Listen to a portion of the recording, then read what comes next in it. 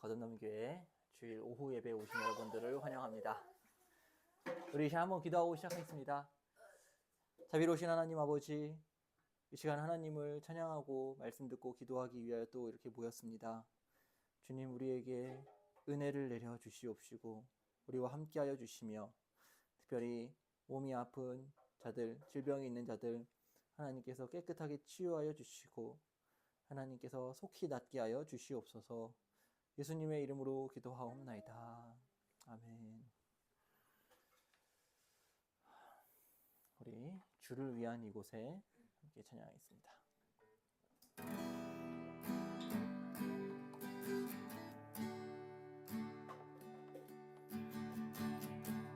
주를 위한 이곳에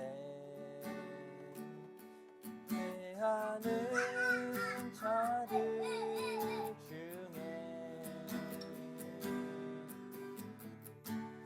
그가 찾는 이 없어 주님께서 슬퍼하시네.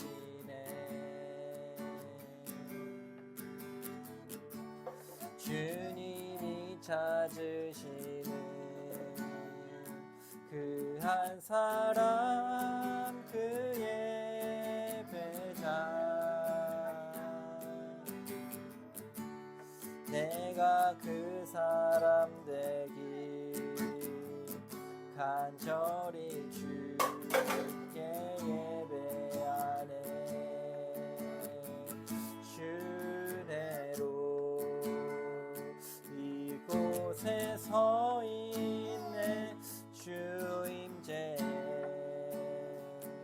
엎드려 절하네. 그 어느 것도 난 필요 없네. 주님만 경배해. 주내로 이곳에 서 있네. 주임제에 엎드려 절하네. 그 어느 것도 난 필요 없네. 주님만 경배해. 다시 한번 전하겠습니다. 주를 위한 이곳에 예배하는 자들 중에 그가 찾는 이 없어 주님께서 슬퍼하시네.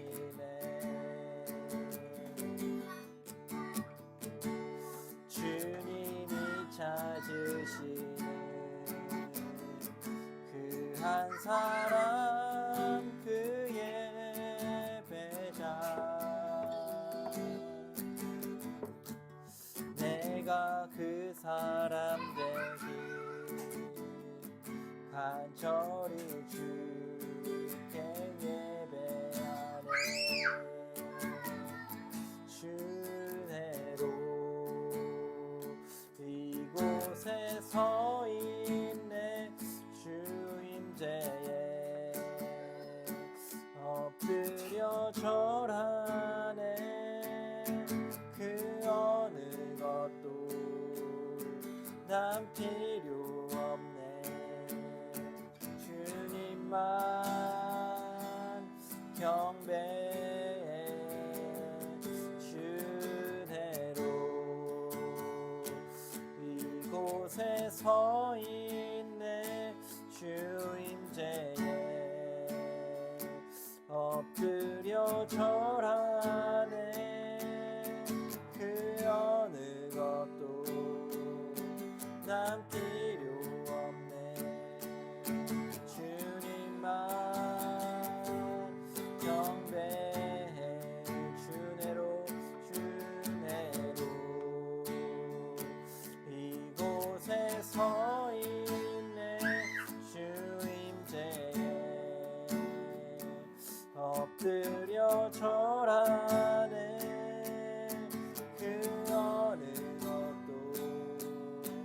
난 필요 없네.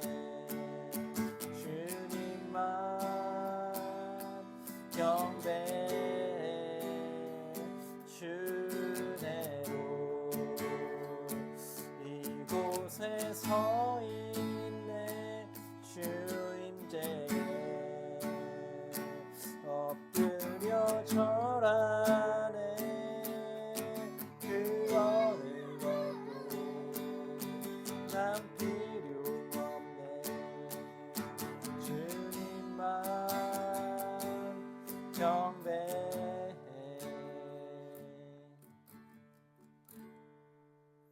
우리 옆에 예배합니다. 함께 찬양하겠습니다.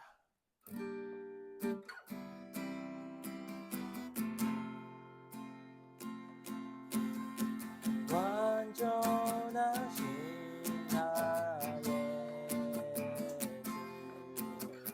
그의 길로 날 인도하소서.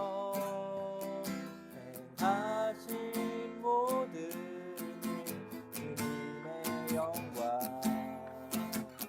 다 경배합니다.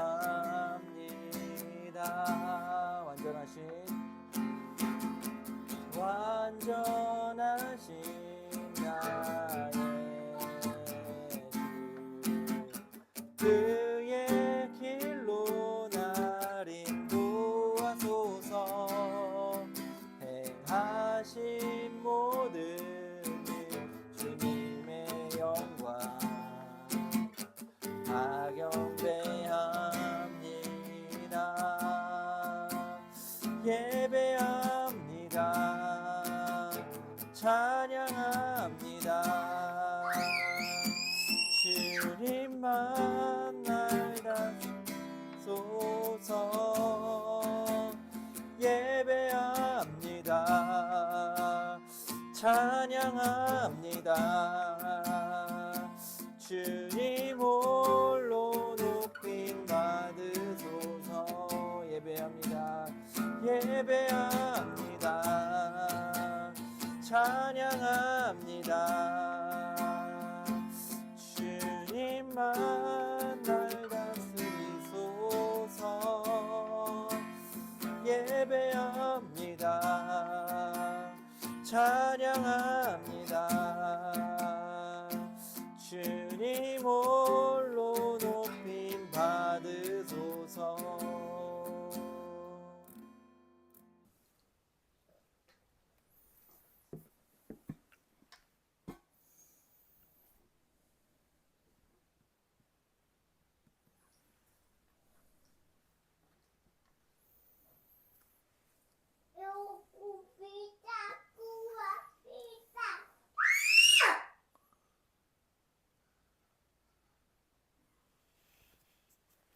엄마 앞으로 가주냐.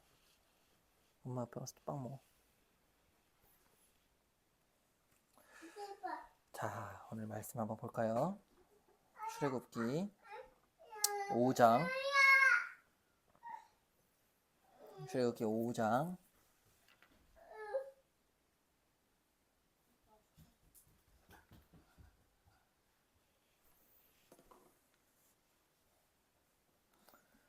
1절에서 우리 4절까지 읽도록 하겠습니다.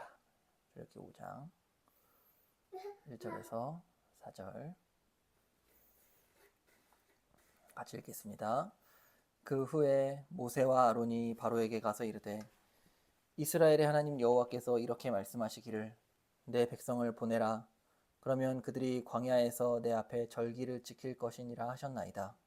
바로가 이르되 여호와가 누구이기에 내가 그의 목소리를 듣고 이스라엘을 보내겠느냐. 나는 여호와를 알지 못하니 이스라엘을 보내지 아니하리라. 그들이 이르되 히브리인의 하나님이 우리에게 나타나셨은즉 우리가 광야로 사흘길쯤 가서 우리 하나님 여호와께 제사를 드리려 하오니 가도록 허락하소서. 여호와께서 전염병이나 칼로 우리를 찌실까 두려워하나이다. 애굽 왕이 그들에게 이르되 모세와 아론아 너희가 어찌하여 백성의 노역을 쉬게 하려느냐. 가서 너희의 노역이나 하라. 아멘. 오늘 우리가 함께 읽은 출애굽기 5장 말씀은 모세와 아론이 애굽의 왕 바로를 처음으로 만나는 장면입니다. 모세와 아론이 바로를 만난 이유는 이스라엘 백성이 하나님을 예배하려고 하는데 이제는 그만 우리를 보내달라라는 것입니다.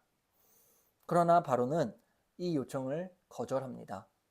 그리고 바로는 이스라엘 백성을 게으르다라고 하면서 더욱 가중한 노동으로 이스라엘 백성을 압박하였습니다. 하지만 바로의 이러한 행위는 단지 모세와 아론의 요청이 아니라 사실은 하나님의 요청이었습니다. 그러니 바로의 이 거절은 모세와 아론의 요청을 거절한 것이 아니라 하나님의 말씀을 거역한 것이지요. 하나님의 말씀에 불순종한 바로는 어떻게 될까요? 먼저는 바로 앞에 선 모세와 아론, 그들의 요구는 단순했습니다. 이제 그만 이스라엘 백성을 보내어 주십시오.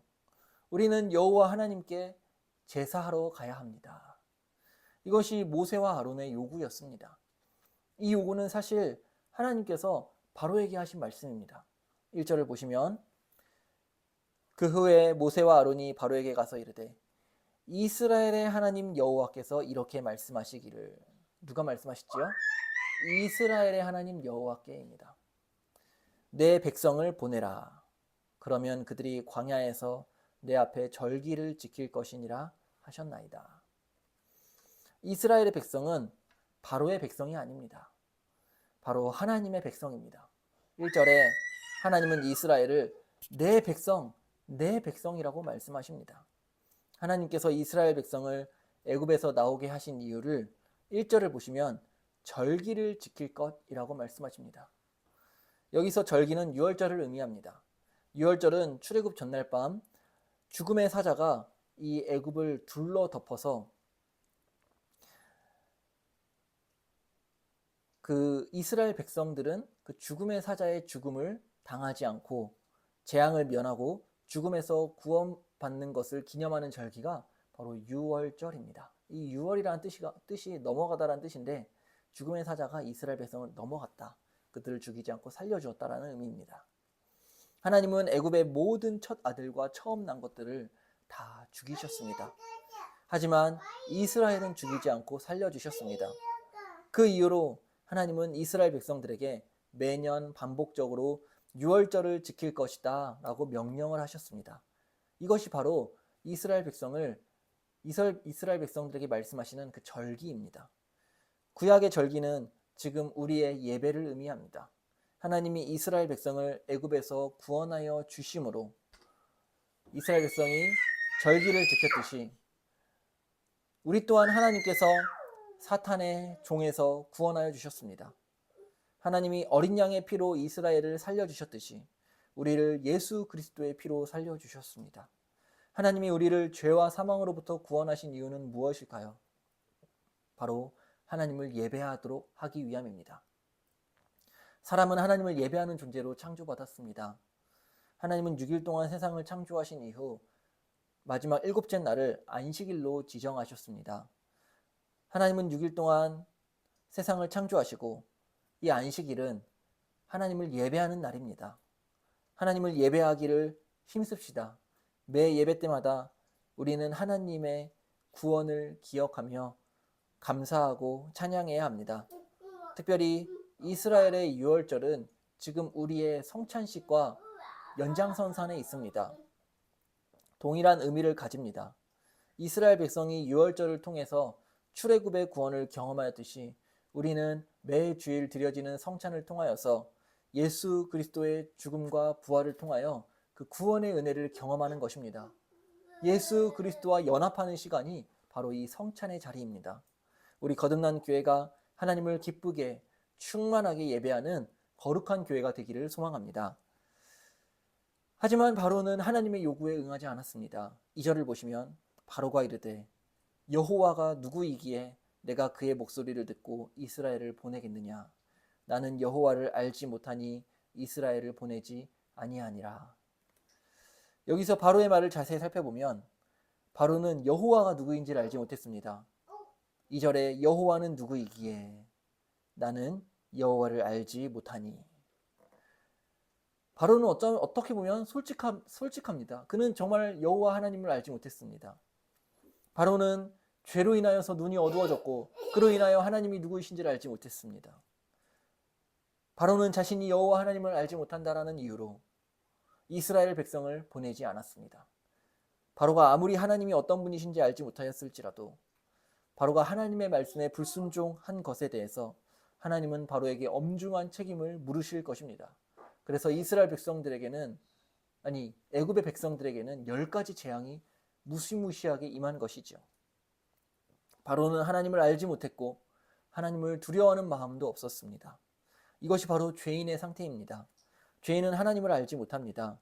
하나님은 자연 만물을 통해서 그리고 성경과 우리의 양심을 통해서 지금도 끊임없이 하나님 자신을 알려주고 계십니다.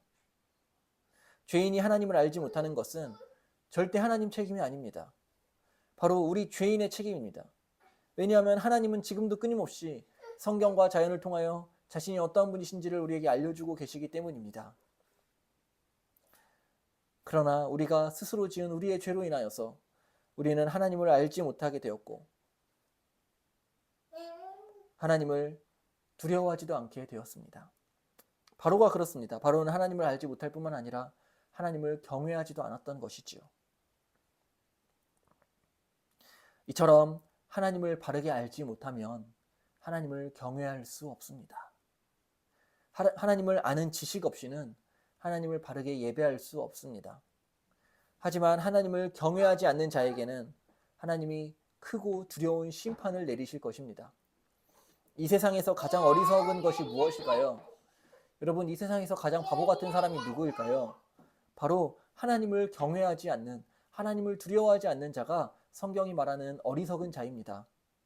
왜 하나님을 두려워하지 않을까요? 하나님을 알지 못하기 때문입니다. 잠언에서도 여호와를 경외하는 것이 지혜라고 말씀합니다. 잠언 9장 10절에 여호와를 경외하는 것이 지혜의 근본이요 거룩하신 자를 아는 것이 명철이니라. 즉 거룩하신 자가 누구냐면 여호와 하나님이십니다. 여호와 하나님을 아는 것과 하나님을 두려워하는 것, 하나님을 경외하는 것은 뗄래야 뗄 수 없는 관계입니다. 우리가 왜 하나님을 두려워하지 않을까요? 하나님을 알지 못하기 때문입니다. 하나님을 경외하는 마음으로 하나님께 지혜를 구합시다. 주께서 우리에게 하나님이 어떤 분이신지를 날마다 알게 하시고 하나님을 경외하며 살게 하여 주시기를 소망합니다. 여호와를 경외하는 것이 지혜이고 성경에서 말하는 이 지혜에는 생명이 약속되어져 있는 것입니다. 잠언 3장 18절에 지혜는 그 얻은 자에게 생명나무라.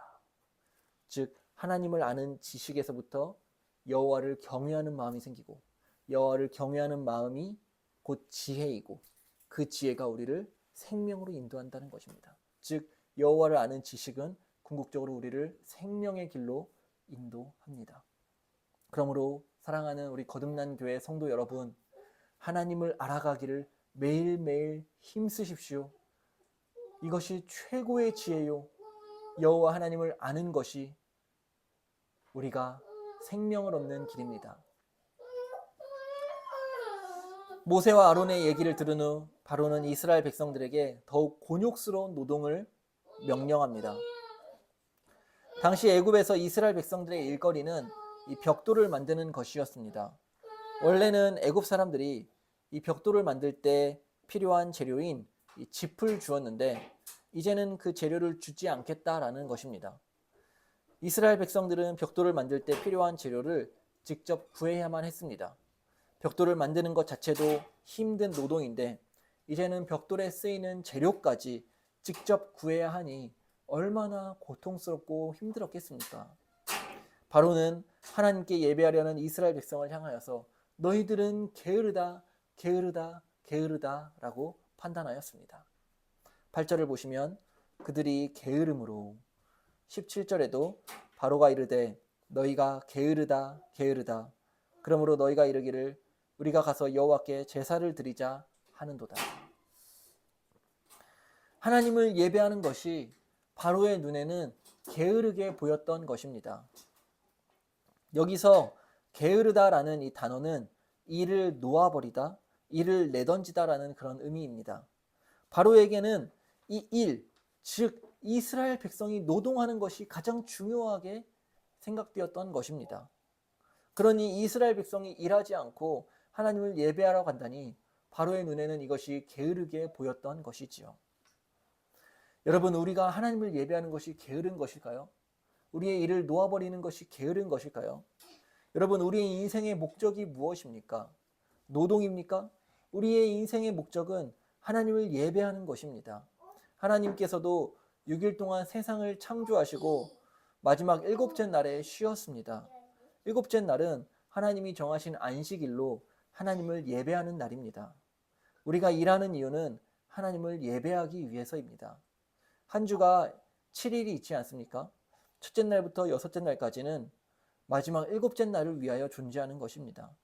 노동은 하나님을 예배하기 위한 수단이지 노동 자체가 목적이 아닙니다. 노동은 인간을 지치게 합니다. 쉬지 않고 일하면 금방 늙습니다. 또한 아무리 쉬지 않고 일해도 우리가 일한 만큼 그 노동의 대가를 우리에게 주지는 않습니다. 우리에겐 고통이 찾아옵니다. 왜냐하면 인간의 죄로 인하여서 이 땅이 저주를 받았기 때문입니다. 창세기 3장 17절에 내가 내게 먹지 말라 한 나무의 열매를 먹었은즉 땅은 너로 말미암아 저주를 받고, 우리의 죄로 인하여서 땅이 저주를 받았습니다. 그래서 그러니 우리가 땅에서 아무리 일하고 또 일할지라도 그 땅은 우리에게 충분한 만족을 주지 못할 것입니다. 죄인은 노동의 굴레를 벗어날 수 있는 길은 하나님을 예배하는 것입니다. 그래서 하나님은 우리에게 안식일을 주셨고 안식일에 하나님을 예배하게 하신 것입니다.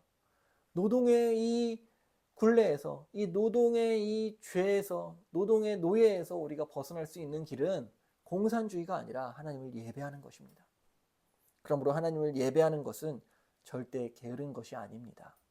오히려 하나님을 예배하지 않는 것이 게으른 것이지요. 바로의 강경한 태도로 인하여서 이스라엘 백성의 노동은 더욱 그 강도가 강하여졌습니다. 이스라엘 백성은 애굽에서 더 큰 학대를 받았습니다. 그 결과 이스라엘 백성의 원망은 커져갔고 모세는 하나님 앞에 엎드려 기도하기 시작했습니다. 22절에 모세가 여호와께 돌아와 아뢰되 주여 어찌하여 이 백성이 학대를 당하게 하셨나이까? 어찌하여 나를 보내셨나이까? 모세는 하나님께 호소를 하였습니다. 하나님께서 모세를 부르셨고 하나님께서 모세에게 명하신 대로 모세는 순종하였는데 그 결과는 이스라엘 백성들이 더 큰 학대를 받는 것이니 얼마나 모세는 억울했겠습니까? 모세는 하나님께 원망하는 것처럼 기도합니다. 23절에 내가 바로에게 들어가서 주의 이름으로 말한 후부로부터 그가 이 백성을 더 학대하며 주께서도 주의 백성을 구원하지 아니하시나이다. 모세는 하나님의 말씀에 순종했더니 하나님은 오히려 이스라엘 백성을 구원하기는커녕 더 큰 고통을 당하게 한다고 모세는 기도하고 있는 것입니다. 때로는 우리가 하나님의 말씀에 순종하고 우리가 옳은 일을 할 때에 더 큰 고통을 당할 때가 있다는 것입니다. 만일 모세가 하나님의 말씀에 순종하지 않고 바로에게 아무 말도 하지 않고 침묵하였다면 이스라엘 백성과 모세는 이러한 학대를 당하지 않았을 것입니다. 그러나 여러분, 우리가 고통을 당한다고, 우리가 고난을 당한다고 그것이 하나님이 기뻐하지 않는 길이 아닙니다. 우리가 하나님의 말씀에 순종하면서 살아가는 길은 고난의 길이고 좁은 길입니다. 그러나 궁극적으로는 하나님께서 우리를 생명의 길로, 최고의 길로 인도하실 것입니다. 이 길은 생명으로 인도하는 길입니다. 마태복음 7장 14절에 생명으로 인도하는 문은 좁고 길이 협착하여 찾는 이가 적다고 하셨습니다. 말씀을 맺겠습니다. 하나님은 반드시 이스라엘을 애굽에서 구원하실 것입니다. 구원하셨습니다.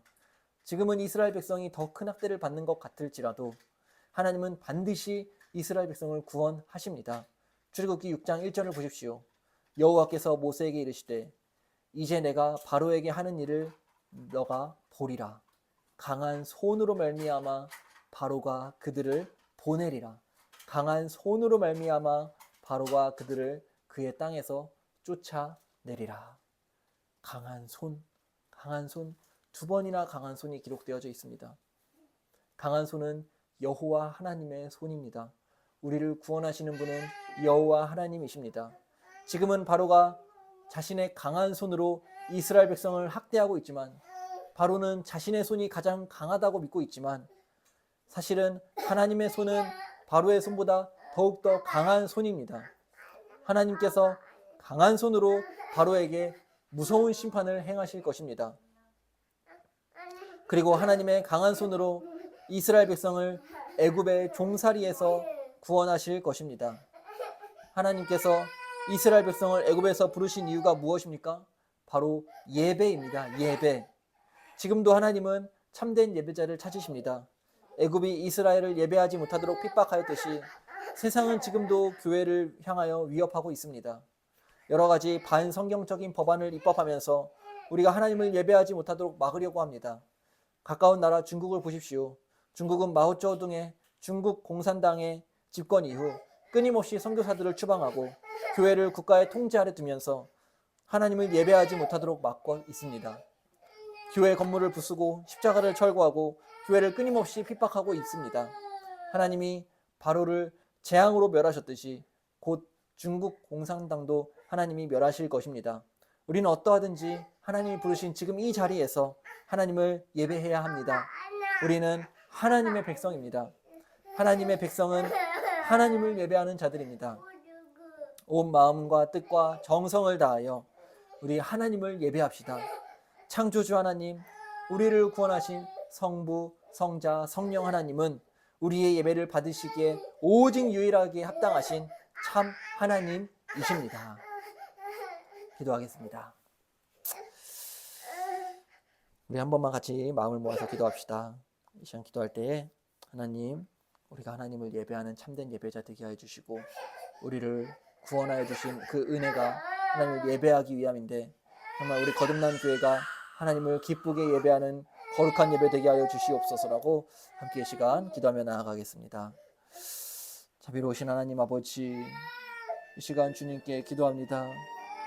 주여 은혜를 내려 주시옵소서.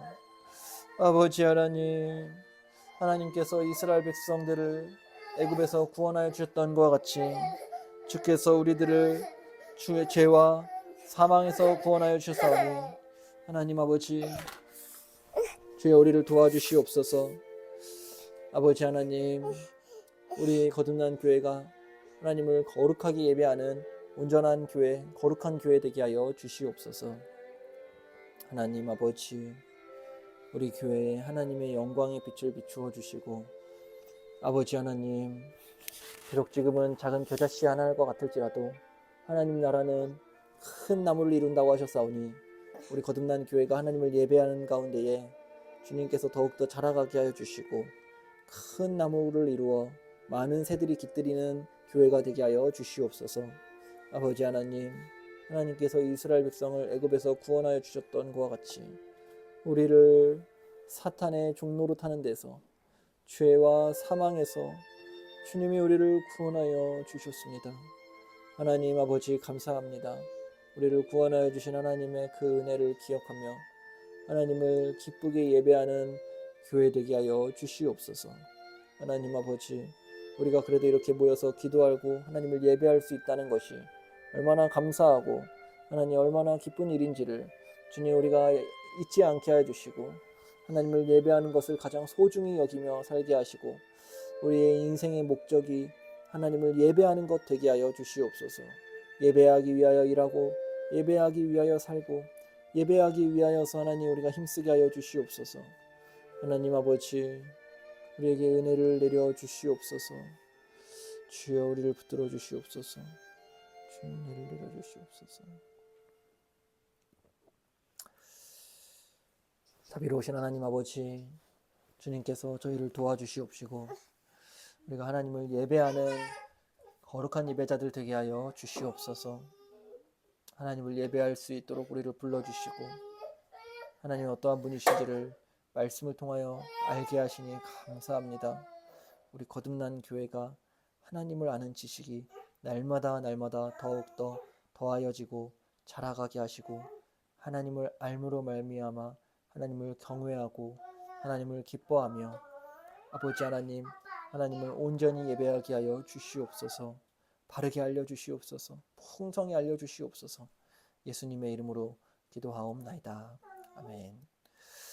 하늘에 계신 우리 아버지여, 이름이 거룩히 여김을 받으시오며 나라가 임하시오며 뜻이 하늘에서 이루어진 것 같이 땅에서도 이루어지이다. 오늘 우리에게 일용할 양식을 주시옵고 우리가 우리에게 죄 지은 자를 사하여 준 것 같이 우리의 죄를 사하여 주시옵고 우리를 시험에 들게 하지 마시옵고 다만 악에서 구하시옵소서. 나라와 권세와 영광이 아버지께 영원히 있사옵나이다. 아멘. 네, 오늘 예배를 모두 마쳤습니다. 한 주도 주 안에서 승리하길 소망합니다. 감사합니다.